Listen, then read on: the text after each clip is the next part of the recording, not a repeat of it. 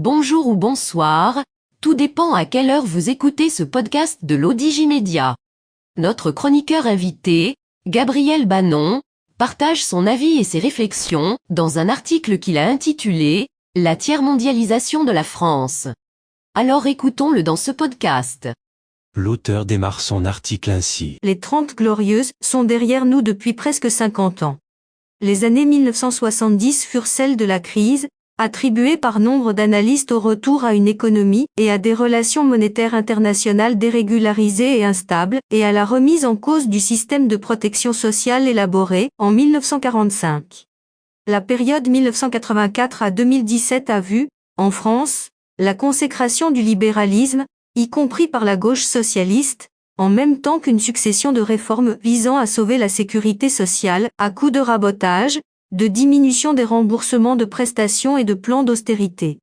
Ces dernières années ont vu la réforme du Code du travail et celle des retraites, lourde de conséquences pour les futurs retraités nés après 1975.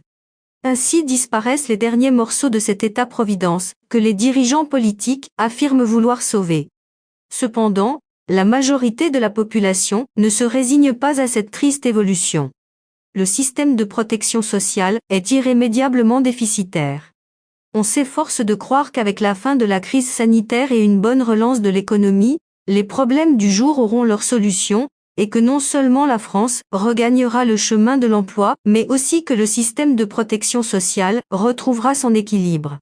L'auteur poursuit son article ainsi. La crise sanitaire a provoqué un creusement abyssal des déficits et une augmentation de la dette, en raison de la nécessité d'acheter le matériel médical dont on manquait, de l'augmentation des dépenses hospitalières et des indemnités journalières, et du folle quoi qu'il en coûte.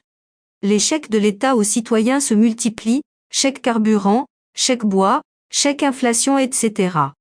La résorption de la dette ne sera pas un long fleuve tranquille, dont le cours paisible serait garanti par une quelconque croissance économique. D'autant plus que le gouvernement s'est engagé à revaloriser les rémunérations des soignants, ce qui amènera une dépense de 8 milliards d'euros en année pleine. Il faut ajouter à cela l'annonce d'autres mesures comme l'allongement du congé de paternité, et on comprendra que la reprise économique ne suffira pas à combler les gouffres. Les remèdes classiques seront inefficaces, voire contre-productifs. De nouvelles diminutions de remboursement ou de nouvelles hausses de cotisations nuiraient à une politique de relance industrielle, indispensable à la redynamisation de l'économie. Le pays semble plongé dans un profond déclin économique. Que faire ? Remettre à plat le système de protection sociale pour l'adapter à notre époque n'est pas facile, comme l'ont montré les débats et les grèves et manifestations provoquées par la réforme des retraites. Or, une refonte est indispensable. Sinon, sans que nul ne le souhaite, le système va se rétrécir et se dégrader jusqu'à ressembler à celui de la Grande-Bretagne où il n'est plus que la planche de salut des plus pauvres, ou des États-Unis où il est l'affaire des fonds de pension et autres organismes privés, avec tous les risques et inégalités en découlant, avec pour résultat une 50aine de millions de pauvres, et d'autres millions de demi-pauvres. La France devra-t-elle renoncer à sa rénovation économique, en particulier à sa réindustrialisation ? L'auteur précise sa pensée ainsi. En vérité, dès lors que les Français ne peuvent s'accorder sur la rénovation de leur système social, la seule solution pour conserver celui-ci à peu près tel qu'il est, réside en une forte reprise économique. Seulement, une telle initiative exige un gigantesque travail. La France est, en effet, malheureusement engagée dans un processus de déclin depuis le début des années 1970. Le taux de croissance du PIB est inférieur à celui des autres pays européens développés, le budget de l'État reste désespérément déficitaire, les prélèvements obligatoires sont beaucoup plus élevés que partout ailleurs, la balance commerciale est constamment négative, le taux de chômage demeure élevé, malgré une réduction récente, et le chiffre de la dette extérieure du pays va bientôt dépasser celui de son PIB. La désindustrialisation du pays explique largement son déclin économique. Alors qu'au début des années 1970, l'industrie employait 6,5 millions de personnes et concourait à la formation de 29% du PIB national, elle n'occupe plus, en 2021, que 2,7 millions de gens, et ne représente que 10% de ce même PIB. Le PIB français n'est aujourd'hui que le 11e de la communauté européenne. Ce PIB, qui représentait encore 4,5% du PIB mondial en 1980, n'en représente que 2,3% aujourd'hui au plan mondial. L'économie française, qui était la troisième en 1970, occupe présentement la 7e place, venant d'être devancée par celle de l'Inde et de la Chine. La croissance économique, qui s'élevait à 3,6% par an en 1980, se traîne aujourd'hui à 1%. Durant les 25 dernières années, on n'a pas su moderniser l'appareil de production. On a cru à tort à la tertiarisation de l'économie. La révolution technologique de type informatique a été interprétée comme le signe d'une obsolescence définitive du secteur industriel et l'avènement d'une économie essentiellement fondée sur les services, alors qu'il fallait comprendre qu'elle transformait l'activité industrielle sans diminuer en rien son importance. Ainsi, on a tout misé sur le tertiaire et les start-up, l'un et les autres peu créateurs d'emplois, donc incapables de soutenir une économie puissante. Par cet investissement mal compris sur le tertiaire, on a cru ouvrir l'avenir, et on a laissé dépérir l'industrie au lieu de la rénover, et de lui insuffler une dynamique nouvelle et conquérante par l'introduction de ces nouvelles technologies que l'on croyait réservées aux entreprises du secteur tertiaire. Par ailleurs, les prélèvements sociaux restent plus forts en France qu'ailleurs.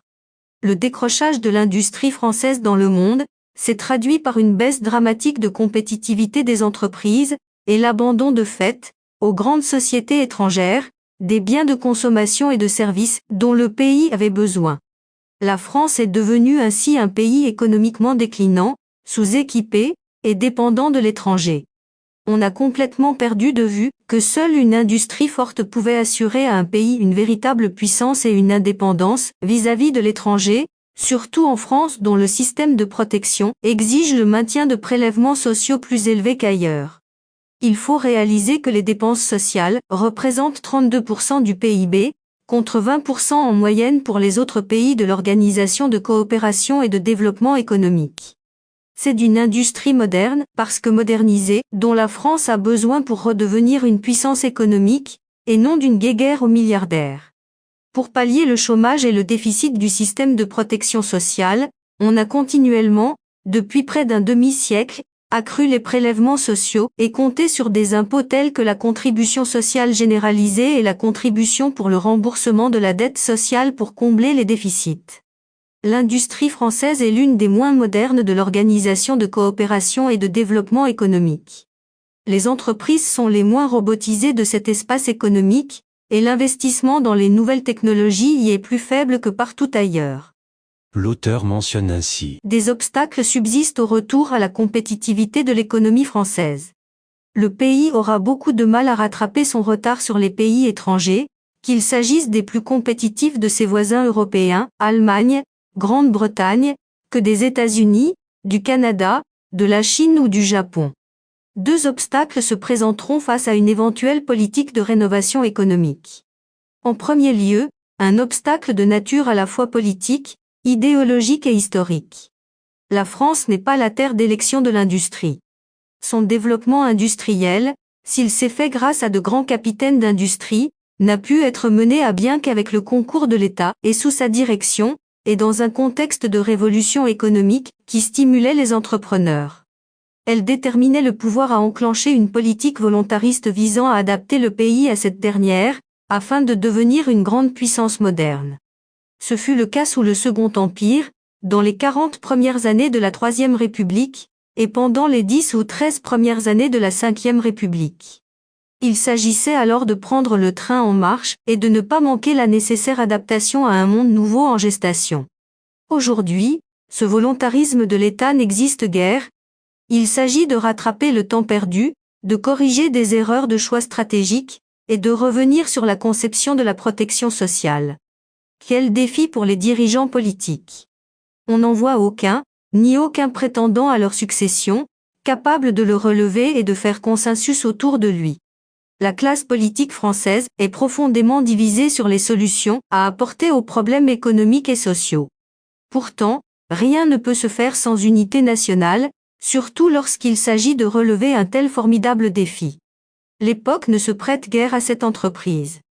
L'urgence de la situation environnementale et climatique impose, que cela plaise ou non, une politique de décroissance, certes indispensable, mais au rebours des exigences d'une entreprise de modernisation économique. À cet égard, des pays économiquement forts comme les États-Unis, le Canada, la Grande-Bretagne ou l'Allemagne s'adapteront à ces exigences écologiques au prix de moins de sacrifices que la France qui, elle, devra, pour y satisfaire, renoncer à sa rénovation économique, en particulier à sa réindustrialisation. Le poids des idéologies de gauche infléchira ses dirigeants en ce sens. L'auteur admet que, En réalité, la France est devenue un pays toujours plus sous-développé, en voie de tiers-mondialisation. La crise sanitaire a jeté une lumière crue sur son effarant sous-équipement médical. Le pays manque de médecins généralistes comme de spécialistes. Le renchérissement des sources d'énergie contraint les citoyens à renoncer à se chauffer et à s'éclairer décemment. Certains, à gauche notamment, proposent de répartir la misère par le partage du temps de travail. Ils ne pourront bientôt plus se déplacer à leur guise, au nom du nécessaire combat écologique, devront consacrer leurs modestes économies à l'achat d'une nouvelle voiture, moins polluante que la précédente, ou au démontage de leur chaudière au fioul et à l'acquisition d'une pompe à chaleur ou autre moyen de chauffage.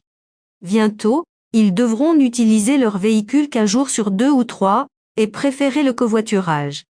On va jusqu'à remettre en cause l'habitat individuel, jugé anti-écologique. On quitte chaque jour un peu plus la société de consommation, pour s'enfoncer dans le sous-développement, sans espoir d'une amélioration, même à long terme. La France va-t-elle se tiers-mondialiser ? Il n'est, hélas, pas interdit de le penser. Le paternalisme accompagne souvent la tiers-mondialisation. Le récent chèque au bois, après son cousin, le coup de pouce au carburant, illustre la dérive d'un système français où un État paternaliste cherche à façonner un peuple frugal et vertueux. Un État distribuant subventions et exonérations fiscales comme autant de friandises a de quoi interpeller le quidam. Des finances publiques mises à mal dans un pays qui réussit l'étrange exploit d'être à la fois le plus fiscalisé de la planète, co-champion du monde des prélèvements obligatoires avec la Belgique, 420 impôts en vigueur, un de plus tous les 2 mois depuis 1981, et sans doute recordman de la plus longue série de déficits budgétaires de l'histoire, 49 ans, série en cours. Ainsi, pour compenser la hausse du tarif du gaz, l'État subventionne désormais le chauffage au bois, alors qu'il y a quelques années il voulait interdire les feux de cheminée sans insert. La subvention au bois et son cousin, le chèque carburant de 100 €, ne survivront au demeurant sans doute pas longtemps au reflux du prix du gaz et du baril de pétrole, retombé sous le niveau constaté au début de la guerre d'Ukraine. Il est vrai que vérité subventionnée ou défiscalisée d'hier se révèle souvent erreur à combattre aujourd'hui. L'incohérence et l'incertitude transforment ménages et entreprises en chasseurs de primes et exonérations. Le système est d'une opacité et complexité telle que personne ne s'y retrouve. Chacun espère néanmoins tirer son épingle du jeu mieux que le voisin. Sur quel pied danser quand un dixième du Code général des impôts change chaque année et que surgissent, pour disparaître presque aussitôt, les coups de pouce au cabossé de la conjoncture ? l'auteur illustre sa pensée ainsi. Il est légitime pour l'État de changer d'avis au gré des circonstances, cela s'appelle s'adapter.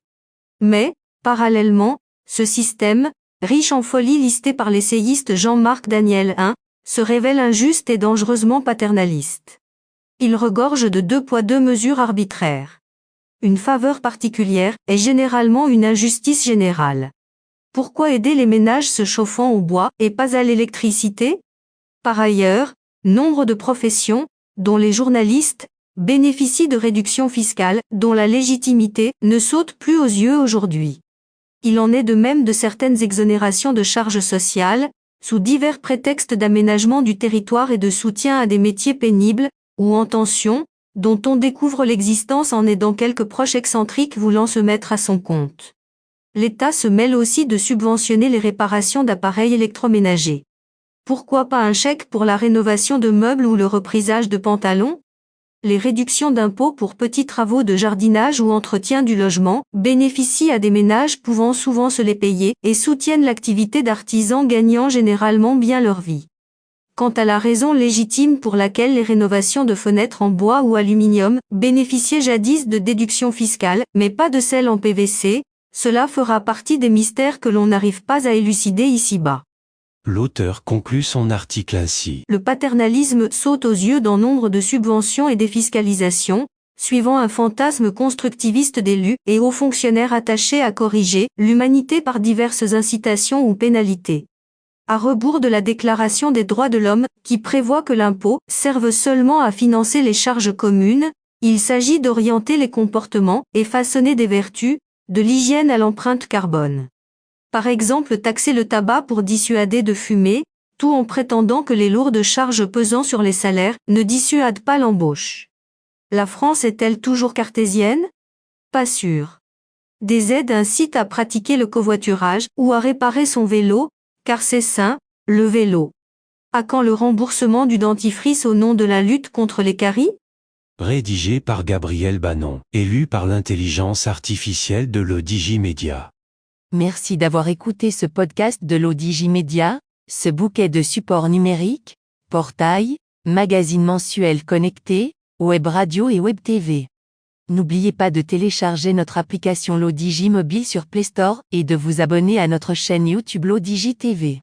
Vous pouvez, aussi, nous suivre sur nos réseaux sociaux, Instagram, Facebook, TikTok, LinkedIn et Twitter. Ou encore, vous inscrire sur notre newsletter quotidienne à partir du portail lodigi.ma. Alors, on se dit au prochain podcast de nos chroniqueurs invités. Et à très bientôt, si et seulement si vous le voulez bien.